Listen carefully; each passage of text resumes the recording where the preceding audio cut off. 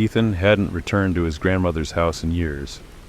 After she passed away, the old cottage in the village had remained abandoned, a relic of his childhood summers when he would spend weeks running through the forests and swimming in the nearby lake. Those were carefree days, filled with the smell of pine needles and the sounds of chirping crickets at night. The house had always been a place of comfort, a sanctuary far from the bustling city where Ethan now lived and worked. But recently, the stress of his demanding job and the noise of the city had become too much to bear. He yearned for the peace of the countryside, and the idea of spending a few days at the old cottage seemed like the perfect escape. He pictured himself lounging on the porch, breathing in the fresh air, and taking long walks through the woods. So, on a cool autumn afternoon, he packed his bags and drove out to the village, eager for the tranquility he remembered so fondly. The village was just as he remembered it, though a bit more worn with age. The road was narrow and winding, flanked by dense trees that formed a canopy overhead. As he pulled up to the cottage, memories flooded back. The swing on the porch, the old oak tree in the yard, and the scent of the wildflowers that grew untamed in the garden. The house looked smaller than he remembered, but it was still the same cozy haven he had cherished as a child. After unloading his bags, Ethan decided to explore the house. The air inside was musty from disuse, but everything was just as it had been left.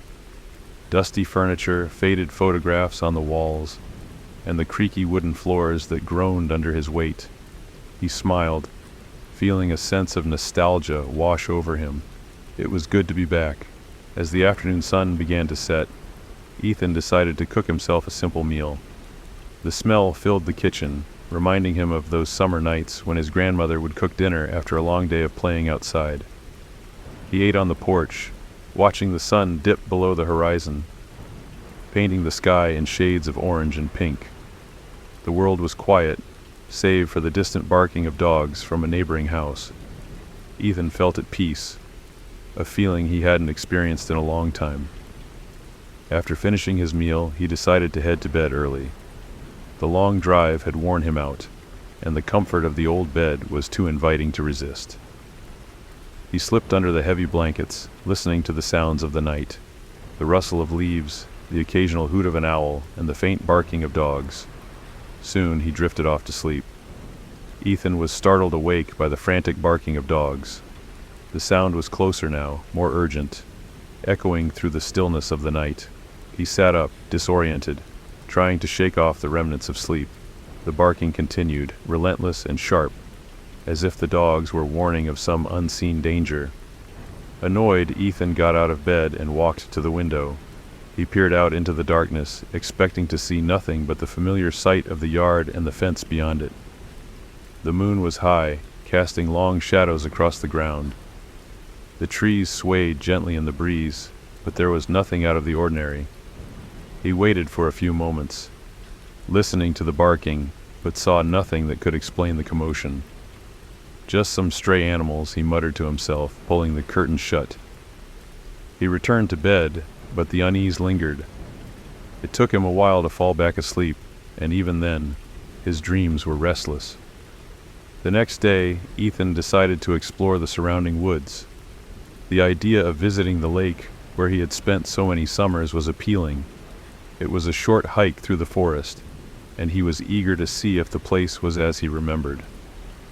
The morning was crisp, with a light fog clinging to the ground as he set off on the familiar path. The forest was just as enchanting as he recalled, with towering trees and the scent of damp earth. He took his time, enjoying the solitude and the quiet rustling of leaves underfoot.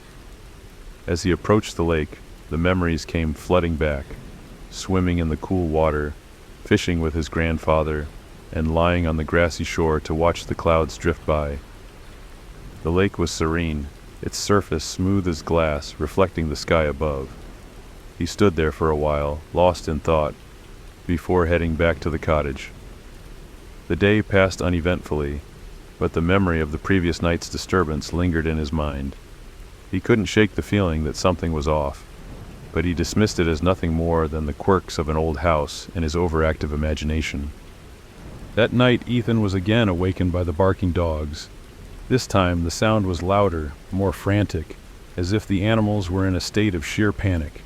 He groaned, irritated, and pulled the blanket over his head, hoping to block out the noise, but the barking persisted, relentless and piercing. Frustrated, he threw off the blanket and went to the window.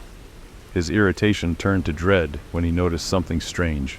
There, standing just beyond the fence, was a tall, shadowy figure. It was the outline of a man, impossibly long and thin, dressed in dark clothes. The figure stood motionless, staring directly at him. A cold wave of fear washed over Ethan. His heart pounded in his chest as he stared back, frozen in place. The figure did not move, did not waver, but its presence was unnerving. After what felt like an eternity, Ethan mustered the courage to step back from the window. When he looked again, the figure was gone. He stood there for a long time, trying to rationalize what he had seen. Maybe it was just a trick of the light, or perhaps some stranger passing by, but deep down, he knew that what he had seen was real, and it filled him with a deep sense of foreboding. The next morning, Ethan decided to ask the neighbors if they had noticed anything strange the night before. He found Jim, an old man who lived a few houses down, tending to his garden. Jim was a friendly sort, always ready to chat, and Ethan hoped he might have some explanation for the strange figure. "Morning, Jim," Ethan called as he approached. "Morning, Ethan. Long time no see," Jim replied, wiping his hands on his overalls. "What brings you back to the village?"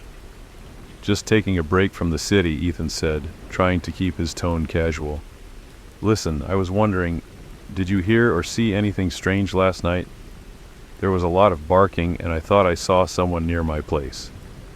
Jim's expression shifted from friendly to serious. He looked at Ethan with an intensity that made him uncomfortable. "You don't know, do you?" Jim asked, his voice low. "Know what?" Ethan replied, feeling a chill creep up his spine. Jim hesitated before speaking. "There was a man who lived in this village about 2 years ago. He drowned in the lake, that one in the forest. Folks say his spirit never found peace. They say he wanders the village at night, looking into people's windows. Most of us try to ignore it." Ethan felt a knot form in his stomach. "That's just a story, right? Some old village ghost tale?" Jim shook his head. "You can believe what you want, but I've seen him. And I'll tell you this, if you see him, don't acknowledge him. Just go back to bed and ignore him." Ethan forced a laugh, trying to mask his growing unease. "Sounds like something to scare kids with." Jim didn't laugh. He just gave Ethan a long, hard look before returning to his gardening. "Suit yourself," he muttered. Ethan left, feeling more unsettled than ever. The idea of a ghost wandering the village at night seemed ridiculous, but the fear he had felt the previous night was real. He couldn't shake the image of that dark figure standing by the fence, watching him. That night, Ethan struggled to sleep. Every creak of the house and every rustle of the wind outside made his heart race. He lay in bed wide awake, waiting for the barking to start again. And when it did, it was louder and more frenzied than ever before. The dogs were howling, barking as if in terror. Ethan felt a surge of anger. This had gone on long enough. He wasn't going to let some ghost story or shadowy figure ruin his time here. He got out of bed, grabbed a baseball bat from the closet, and marched to the window. The figure was in his garden on this time, standing and looking towards Ethan. Tall, dark, and silent. It seemed to be waiting for him. A chill ran down Ethan's spine, but his anger overpowered his fear. "I'm sick of this," Ethan muttered under his breath. He threw open the door and stormed out into the yard, bat in hand. The figure didn't move as Ethan approached. It just stood there, staring at him with what seemed like hollow eyes. Ethan stopped a few feet away, his heart pounding. "What do you want?" he shouted at the figure. The figure remained silent, its presence oppressive and unnatural. Ethan gripped the bat tighter, raising it as a threat. "Get out of here or I'll hit you," he warned. The figure still did not move. Anger and fear boiled over in Ethan, and he swung the bat with all his might. But before it could make contact, the figure's hand shot out, catching the bat in midair. Ethan gasped as the figure held the bat effortlessly, then squeezed it with such force that the wood splintered and broke in two. Ethan stumbled back, staring in horror at the figure. This was no ordinary man. No man could do something like that. The figure stepped closer, its face finally illuminated by the pale moonlight. Ethan's blood ran cold as he saw the grotesque features.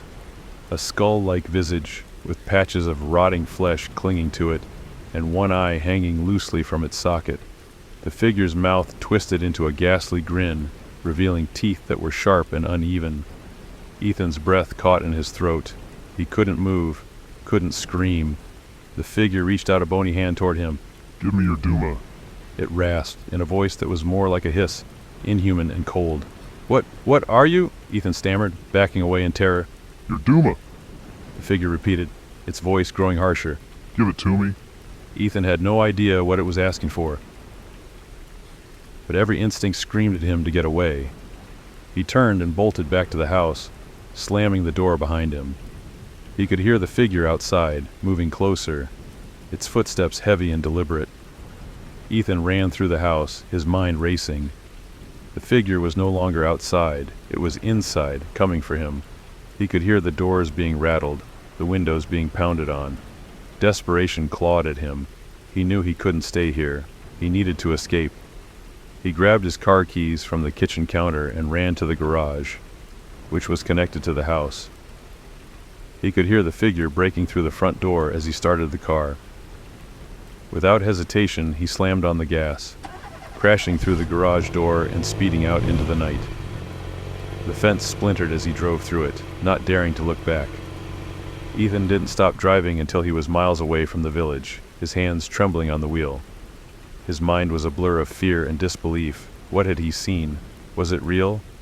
The memory of the figure, its grotesque face, and the inhuman voice haunted him. He didn't return to the cottage. In fact, he never set foot in that village again. As soon as he reached the city, he put the house up for sale. He didn't care about the memories it held. He couldn't live with the terror it now represented. Ethan eventually moved to a new place, far from the village, far from the memories of that night. Ethan was finally able to find peace in his new big house, where he could rest from the horror and stress he had endured.